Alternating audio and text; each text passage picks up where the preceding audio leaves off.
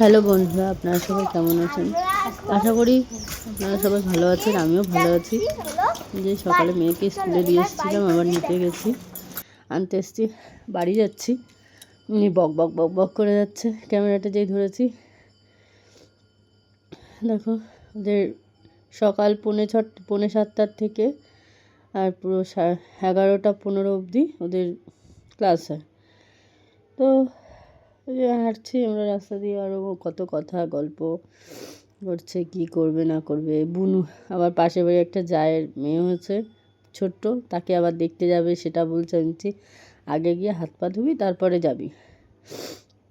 বলছে আমার ঠিক আছে, আগে হাত পা ধোবো তারপরে। খুব মজা।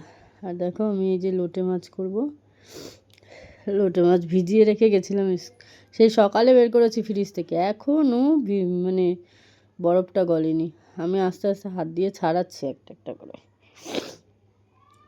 ছাড়িয়ে মেয়েকে বললাম ধরে দে, ক্যামেরাটাও ধরতে পারবে না। তো বলছি ঠিক আছে, ধরতে হবে না, আমি তাহলে করে নিচ্ছি। ওই করছে, আমি করছি, আমি ক্যামেরা ধরছি। তারপরে আর কি ছাড়াচ্ছি আস্তে আস্তে করে। হ্যাঁ, ও তো বগর বগর করেই যাচ্ছে। বলছি দাঁড়া, আমি ধরে দিচ্ছি, তোর ওইভাবে হবে না, আমি করছি সব, তুই যা, কোথায় যাবি। তারপরে যে দেখো ছাড়াচ্ছি একটা একটা করে, পুরো বরফ জমে যায়, বরফ হয়ে গেলে আর ছাড়তেই চায় না। আরও নরম মাছ। দেখো এই যে আমার লোটে মাছ নুন হলুদ মাখিয়ে রেখেছি।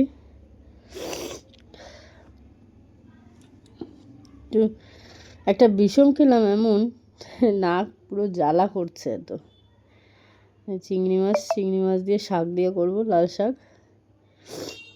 মশলাটা কাটছি, সে ভোলা মাছের কষা কষা করে রান্না করব। দেখো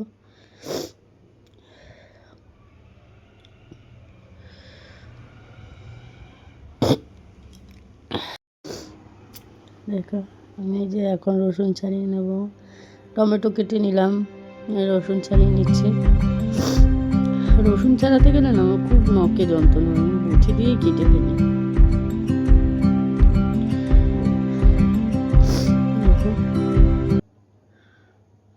চলছে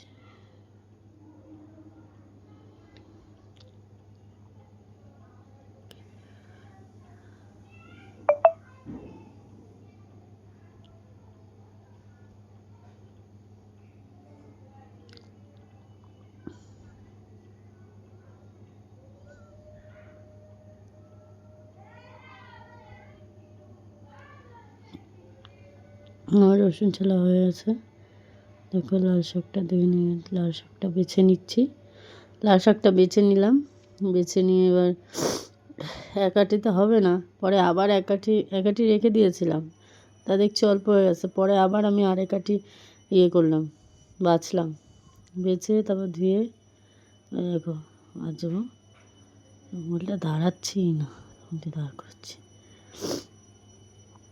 দেখো এই যে এক আটি ধুয়ে রেখে দিয়েছি, আবার দেখছি কম হয়ে যাবে, তখন আরেক আটি বাছছি। রেখে দিলেও থাকতো না, 2 আটি করেছি, ভালো করেছি।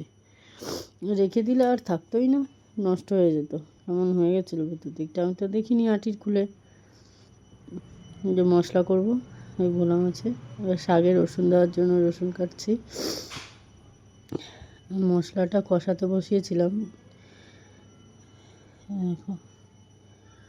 এটা আমি করব, লোটে মাছের কষাচ্ছি। মশলাটা কষিয়ে নিয়ে তারপরে মাছটা দিয়ে দেবো, দিয়ে ঢাকা দিয়ে দেবো। ওই মাছের থেকে যা জল বেরোবে তাতেই আমার হয়ে যাবে। দেখো ভাত হয়ে গেছে।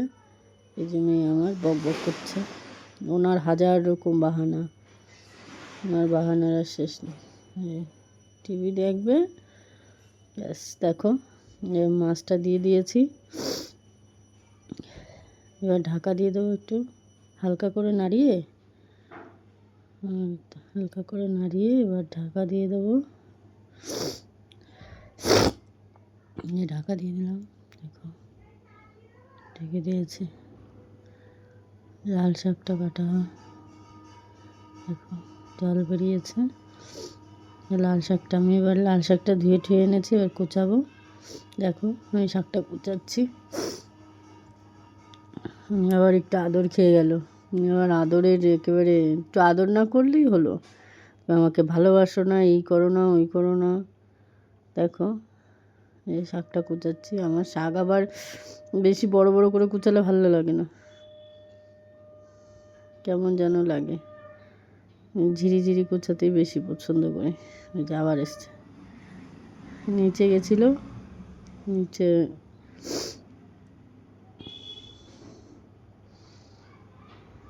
দেখো শাক কুচাচ্ছি। শাকটাও আস্তে আস্তে আমার কুচানো হয়ে গেল।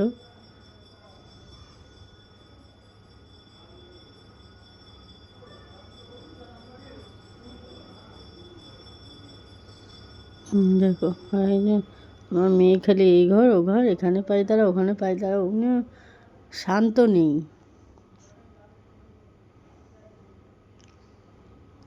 দেখো শাক কোচাচ্ছি।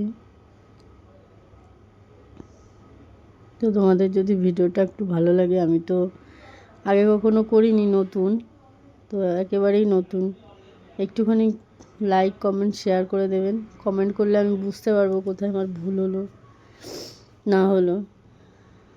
দেখো আমার শাক কোচানো হয়ে গেছে, এই যে আমার মাছটা নেমে গেছে। শাক কুচিয়ে বসিয়ে দিয়েছি। দেখো এগুলো এবার গোছাতে হবে। মেয়ে ঘুমিয়ে পড়েছে বক বক করে। আমার মাছটাও হয়ে গেছে, দেখো আমার মাছটা লোটে মাছের মাখা মাখা। যে শাক হচ্ছে, শাকে জল ছেড়েছে, জলটা টেনে গেলেই ব্যাস আমার রান্না শেষ। এবার এগুলো গুছিয়ে নেব। মেয়ে ঘুমিয়ে পড়েছে।